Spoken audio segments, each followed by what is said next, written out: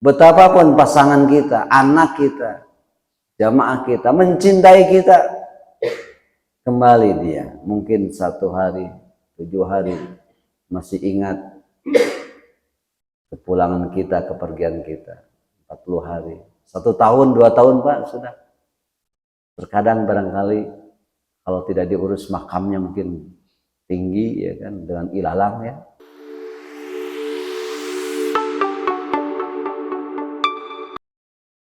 Salah satu di antara doa yang senantiasa kita panjatkan di ujung akhir dari doa yang kita sampaikan sebagaimana tadi dalam surat Al-Baqarah di ayat yang ke-201. Wa minhum may yaqulu rabbana atina fid dunya hasanah fil akhirati hasanah wa qina adzabannar. Poin ini lebih menguatkan kepada kita ending dari segala kehidupan kita tidak lain, semuanya kita pasti dan pasti ingin bahagia. Bukan saja kebahagiaan kita yang semu ini di dunia, tapi hakikatnya juga kebahagiaan kita yang hakiki, yang kekal kelak nanti di akhirat. Lalu kemudian bagaimana kemudian ketika kita ingin melihat bahagia itu yang sesungguhnya. Karena sering tersampaikan bahagia itu bukan sesuatu yang dicari, ternyata bahagia itu yang harus kita ciptakan.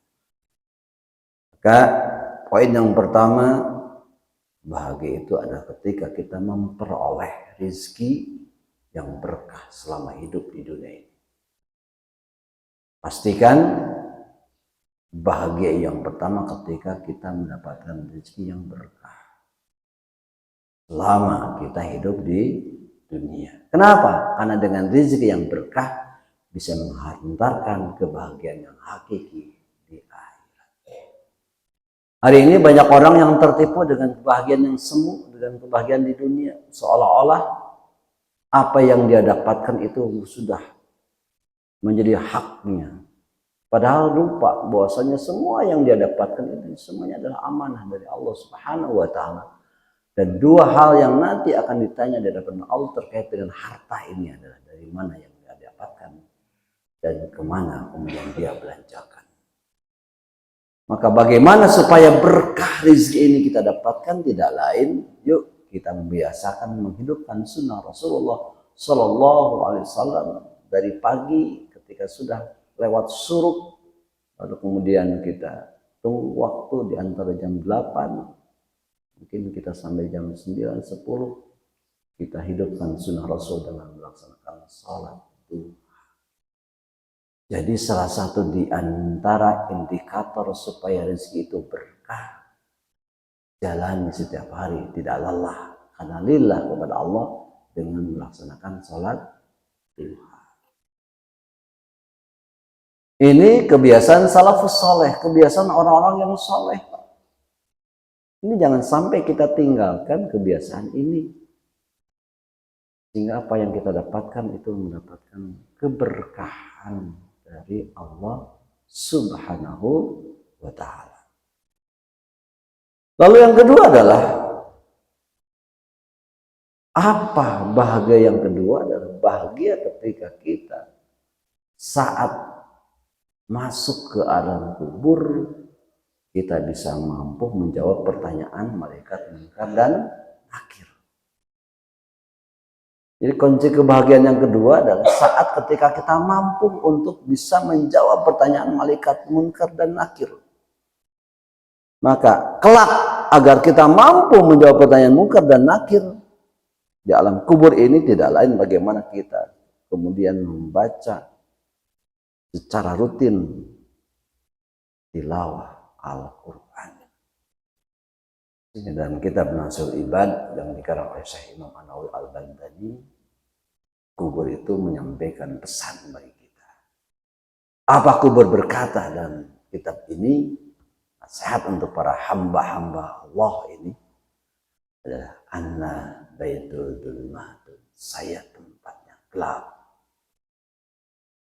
Apa yang penerang tadi? Fama wironi tilawatil Quran, terangi kuburmu dengan tilawah, dengan senantiasa kita membaca Al-Quran.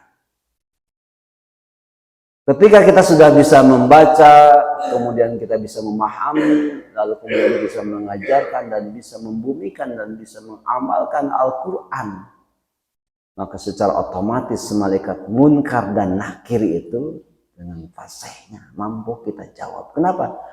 Karena kita sudah terlatih. Lisan kita yang hari ini diwakili oleh mulut ini nanti secara otomatis mampu menjawab. Sebagaimana dalam surat 36 di ayat 65, al-yawma nahtimu ala afwahihim wa tukallimuna aydihim wa tashhadu arjuluhum bima kanu yaksibun. Pada hari di mana mulut ini yang hari ini kita bisa membaca, secara otomatis mulut itu nanti akan terkunci. Al-yawma nahtimu ala afwahihim wa tukallimuna aydihim wa tashhadu arjuluhum bima kanu yaksibun. Lalu mulut ini mendelegasikan jika tangan kita dengan rapihnya kita bisa membuka mushaf Al-Quran. Tangan yang membuka mushaf Al-Quran, ini salah satu di antara tangan ini yang berbicara. Dan kaki ini yang kemudian menjadi saksi bagaimana kita duduk bersimpuh di masjid, di musola, di rumah ketika kita tilawah Al-Quran. Jadi kunci kebahagiaan yang kedua adalah saat ketika kita masuk dalam kubur, kita mampu menjawab dua pertanyaan malaikat munkar dan nakir. Dan jawaban itu dengan fasihnya dijawab melalui tangan kita yang berbicara kelak nanti. Ya, yang hari ini terwakili dengan mulut kita dengan fasihnya. Maka nanti di yaumil akhir, tangan ini yang pernah kita membuka mushaf Al-Quran. Di poin yang kedua, di antara kebahagiaan itu adalah saat ketika kita mampu menjawab dua pertanyaan munkar dan nakir. Yang ketiga adalah saat ketika kita bahagia ketika mendapatkan cahaya dalam kubur. Pak, yakini bersama, ya, kita yakini kehidupan kita ada akhirnya. Setelah kita melalui beberapa fase kehidupan kita, sudah lewat dari alam ruh, alam rahim, dan sekarang di alam dunia, pastikan tidak seseram yang mungkin kita bayangkan dalam kubur ini. Karena yang melihat ini bukan mata zohir kita. Ya, kalau lihat mata zohir kita, siapapun di antara kita nggak akan betah. Hanya 2 kali 1 meter, pengap. Sudah tertutup dengan papan, ditimbun lagi, diinjak lagi, ya kan, dipadatkan lagi, masya Allah. Nggak kita bisa membayangkan. Sudah gitu mungkin di musim hujan, air terus menerus, ya kan, masuk. Kita bisa membayangkan bagaimana. Kalau dilihat dengan mata zohir barangkali siapapun di antara kita nggak bisa, Pak, nyaman, Pak.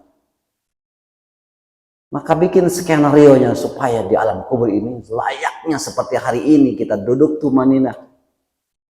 Nawaitu an itika fi hadhil masjid sunnatan lillahi ta'ala. Kita duduk di sini di majelis ilmu ini. Itikaf. Ya kan? Insyaallah. Maka dengan jawaban yang cerdas, bagaimana cahaya kubur ini masuk kepada kita? Maka lagi-lagi saya Imam An-Nawawi Al-Bandani dalam kitab Ushul Ibadah ungkapkan, fa nawirani bi salatil lail. Terangi kuburmu. Terangi kuburmu. Ya kan? Dengan salat malam.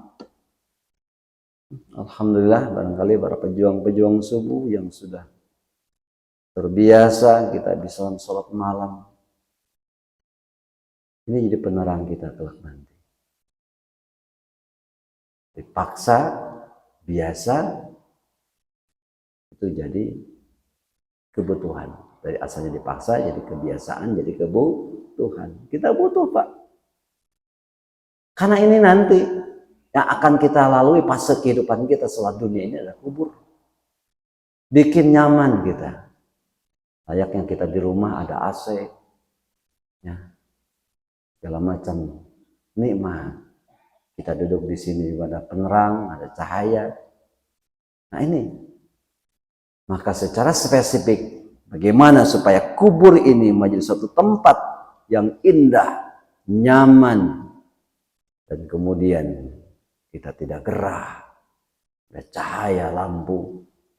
Nah, maka cahayai kuburmu fanawironi bis salatil lail, dengan salat malam. Bahkan salat malam ini salah satu di antara salat tahajud ini secara spesifik yang Allah sampaikan dalam surat 17 ayat yang 79. Wa minan laili fatahajjat. Dan dari malam yang kita lewati itu tahajud nafilatan lak, sebagai bagian daripada sholat tambahan kita, nutrisi kita, vitamin kita. Kita tidak mungkin hanya sekadar makan yang pokoknya, lauknya, ya kan, sambalnya, lalapnya, sayurnya. Nah itu Pak, pokoknya wajibnya itu tadi sholat subuh Pak. Tapi kan kita tidak cukup hanya makan pokoknya saja, nasinya saja, sebagai makanan pokok orang Sunda.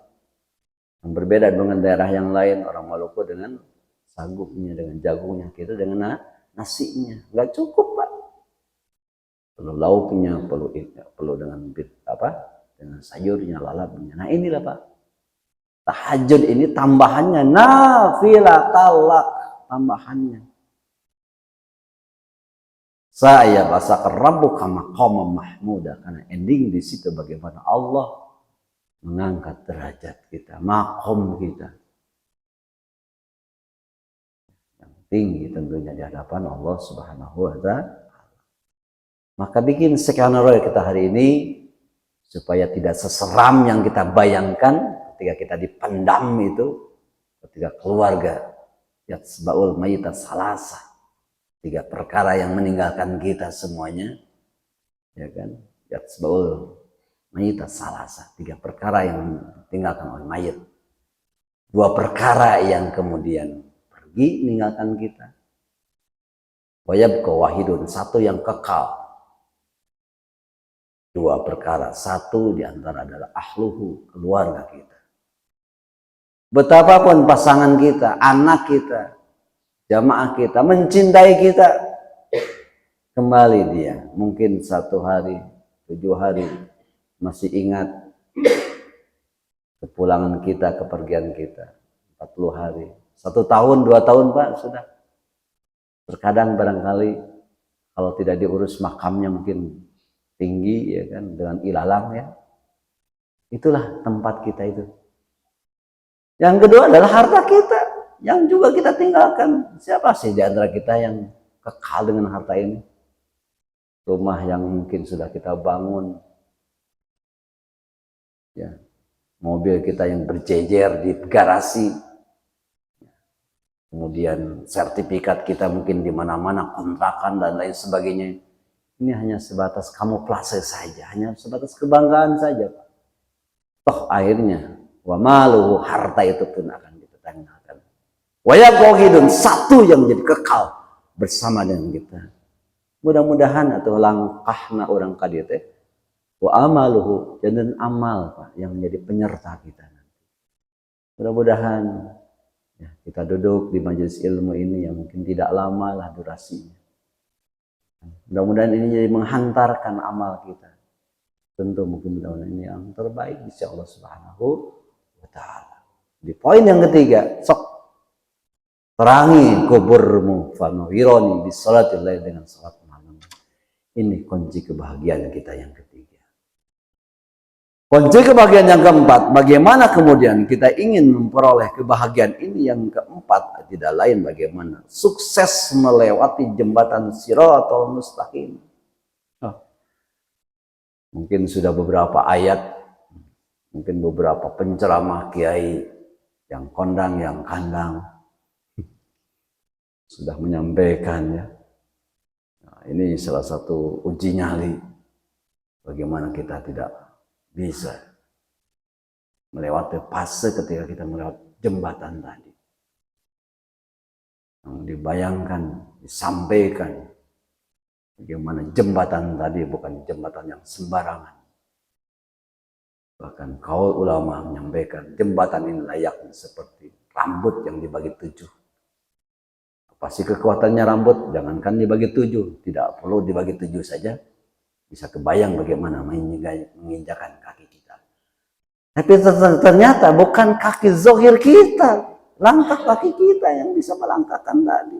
Masya Allah.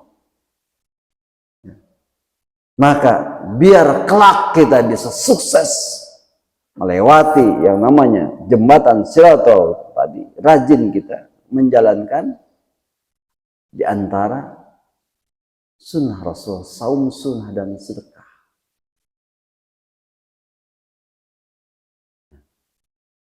Saum sunnah dan sedekah. Ini secara rutin setiap hari. Sehingga mungkin ada pertanyaan pada diri kita. Sudahkah kita bersedekah hari ini? Paling mudah, paling murah ketika kita menjumpai saudara kita. Ya. Gak ribet Islam itu. La ikraha fidin, tidak ada paksaan di dalam agama. Yang paling mudah yang kita bisa lakukan. Kita bisa memberikan senyum kita yang terbaik. Sok Pak, senyum Pak. Senyum untuk saudara kita, untuk jamaah kita. Ini sudah jadi bagian sedekah. Mungkin dengan sedekah materi mungkin terbatas Pak. Minimal kita senyum dengan sedekah dengan saudara-saudara kita. Ini bagian daripada sedekah. Di samping juga dengan saum sunnah. Artinya dengan saum sunnah ini tentu kita menetralisir makanan yang masuk dalam tubuh kita. Supaya itu tadi ya kan, ada saat fase di mana tubuh kita pun harus istirahat. Layaknya kita punya motor, punya mobil baru Pak, dihantam terus ya kan, dipakai walaupun baru diservis. Kita sudah lewat kilometernya, sudah fase untuk harus diservis, dipakai terus Pak. Demikian juga dengan tubuh kita, terus kita makan, kita segala macam masuk dalam tubuh kita. Ada saatnya, ada fasenya kita, tubuh kita ini harus dinetralisir. Maka saumu tasim, puasalah supaya kita sehat. Ini Rasul menyampaikan. Bahkan ketika saum sunnah ini kita pulang ke rumah, Rasul sering mendapatkan ketika pulang ke rumah tidak ada makanan yang dia makan. Serta merta saum, Rasul langsung berniat saum, itu saum sunnah. Jadi kalau Bapak pulang ke rumah ya belum tersaji makanan, belum ada sarapan, apalagi ketemu di hari Senin ataupun hari Kamis ya, nah udah saum saja kita. Alhamdulillah. Jadi poin yang keempat adalah bagaimana ketika kita bisa menyeberang jembatan tadi, tidak lain dengan dua amalan tadi. Kita kuatkan kita untuk sedekah dan saum sunnah. Dan yang kelima adalah bagaimana kemudian kita ingin lebih berat timbangan amal kita daripada amal buruk kita. Tidak lain, yang kelima adalah kita perbanyak dengan zikrullah. Ala bi zikrillahi tatma'innul qulub. Dengan banyak berzikir, insya Allah hati kita diberikan ketenangan oleh Allah Subhanahu wa Ta'ala. Baik zikir itu secara zahar, diucapkan dengan lisan kita, maupun secara khafi yang ada di dalam hati kita. Bapak lagi mendengarkan tausiah, mungkin kita bisa menghadirkan hati kita, khafi kita, hati kita. Dan ini salah satu di antara kita ingin timbangan berat inilah yang bisa menghantarkan kita layaklah mendapatkan ridho Allah melalui surganya Allah Subhanahu wa Ta'ala. Nah, inilah 5 poin kebahagiaan kita, baik kebahagiaan kita di dunia maupun kebahagiaan kita kelak nanti di akhirat. Mudah-mudahan Allah mampukan kita untuk bisa mengamalkannya, dan mudah-mudahan Allah memberikan istiqomahan kita untuk bisa melaksanakannya. Demikian barangkali kajian yang singkat ini disampaikan. jangan lupa like and share, subscribe dan komennya. Semoga keberadaan TV kabel Al-Kahfi ini bisa sampai ke segala lapisan masyarakat di belahan bumi manapun adanya. Demikian yang sampaikan, jalan-jalan ke Pagarsi. Cukup sekian dan terima kasih. Allah bikal mutariq. Assalamualaikum warahmatullahi wabarakatuh. Sallallahu